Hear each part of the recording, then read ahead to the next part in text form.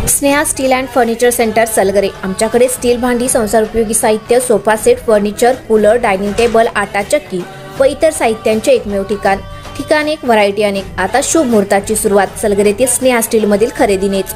वाजवी दर, सजवा फर्निचरने तुमचे घर। सर्व साहित्यावर बजाज फायनान्सची खास सोय उपलब्ध। स्टील भांड्यांना 5 वर्षे गॅरंटी, तर फर्निचर साहित्यास किडवाळीपासून लाईफ टाइम वॉरंटी। खात्रीशीर खरेदीसाठी मिरज पूर्व भागातील एकमेव ठिकाण Sneha steel and furniture centre Salgare. आमचा पत्ता रवींद्र वस्त्रनिकेतन शेजारी सलगरे। संपर्क 90 96 25 91 38। प्रत्येक बातमीतील घटनेच्या वास्तविकतेची तुलना थेट पाहत रहा चांगली अपडेट। चेहऱ्यावर बुरखे बांधलेल्या 8 दरोडेखोरांनी स्टेट बँक ऑफ इंडियाच्या चडचण शाखेवर दरोडा टाकत तब्बल 50 किलो सोने आणि 8 कोटी रुपयांची रोकड लांबवली आहे।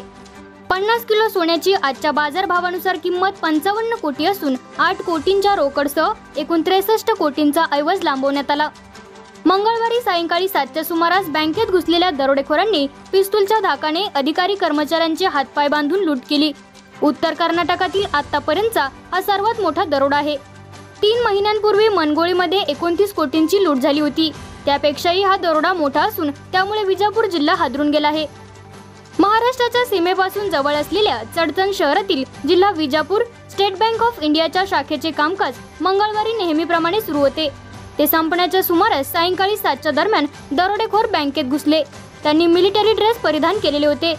मुख्य दरवाजातून बँकेत प्रवेश करून देशी पिस्तूल आणि धारदार शस्त्रांचा धाक दाखवून त्यांनी व्यवस्थापक आणि कर्मचाऱ्यांना जीवे मारण्याची धमकी देत त्यांचे हातपाय बांधून अंदाजे 8 कोटींची रोख रक्कम आणि सुमारे 50 किलो सोन्याचे दागिने लुटल्याची माहिती बँकेतील कर्मचारी आणि पोलीस सूत्रांनी दिली आहे।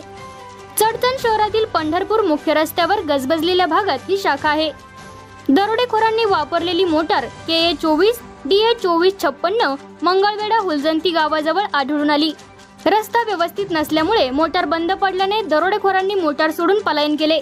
काही तरुणांनी त्यांचा पाठलाग केला, परंतु दरोडेखोर शस्त्रासह पळून गेले। मंगळवेढा पोलिसांचे पथक हुलजंती येथे रात्री उशिरापर्यंत तपास करत होते। चडचण व हुलजंती येथील घटनांचा परस्परांशी संबंध आहे का याचा तपास सुरू आहे।